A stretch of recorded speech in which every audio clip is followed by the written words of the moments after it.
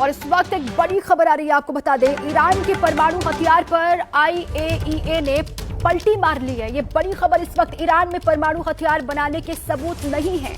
IAEA की ओर से बड़ी बात कही गई है और आईएईए के प्रमुख जो हैं राफेल ग्रोसी का ये नया बयान सामने आया। परमाणु संयंत्रों पर हमले के बाद रेडिएशन नहीं निकला, ये उनकी ओर से बात कही गई। और साथ ही आईएईए की रिपोर्ट के बाद इजराइल ने हमला किया था। अब ये पलटी मारी है आईएईए ने। ये बड़ी खबर इस वक्त, ईरान के परमाणु हथियार पर ये बड़ा बयान उनकी ओर से दिया गया कि ईरान में परमाणु हथियार बनाने के सबूत नहीं हैं, ये कहा जा रहा है। और साथ ही राफेल ग्रोसी ने यह भी कहा कि परमाणु संयंत्रों पर हमले के बाद रेडिएशन नहीं। और नीरज राजपूत मेरे साथ इसी पर और जानकारियों के साथ जुड़ चुके हैं। नीरज, ये आईएईए का जो बयान है, जो पलटी मारी है, इसके क्या माने हैं और क्या कहा गया है, पूरी बात उनकी तरफ से? बिल्कुल। देखिए दीपा, ये जो आईएईए है ये यूएन की एक बॉडी है जो कि वॉच डॉग रखती है सारे न्यूक्लियर प्लांट्स पर दुनिया भर में।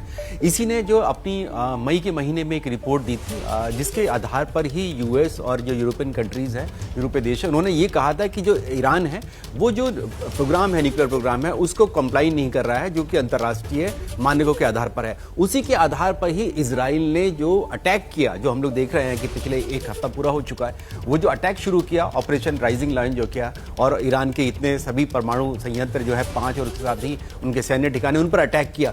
तो अब जो ये जो आईएईए है, इसने अपनी जो ताजा रिपोर्ट दी है उसमें ये कह दिया है कि जो ईरान है वो कोई हथियार बना ही नहीं रहा था, परमाणु हथियार बना ही नहीं रहा था। और साथ ही ये तक भी कह दिया कि जितने भी अटैक्स हुए हैं अभी तक उसको लेकर कोई खतरा नहीं है, कोई रेडिएशन अभी तक सामने निकल कर नहीं आई है कि जो कि संयंत्र के बाहर है। तो ऐसे में इस आईएईए के ऊपर सवाल खड़े होते हैं कि आखिरकार आपने, ये तो बहुत देर नहीं हो गई, बिल्कुल एक हफ्ता हो चुका है, करवाया उसी को लेकर पलट गए। बिल्कुल, ये बिल्कुल ठीक उसी तरह से इराक वॉर की तरह ही दिखाई दे रहा है कि आपने एक ऐसी रिपोर्ट पेश कर दी जिसके आधार पर दो देश जो है आपस में लड़ गए हैं, कितने लोग मारे जा चुके हैं, कितना नुकसान हो चुका है ईरान और इजराइल दोनों का।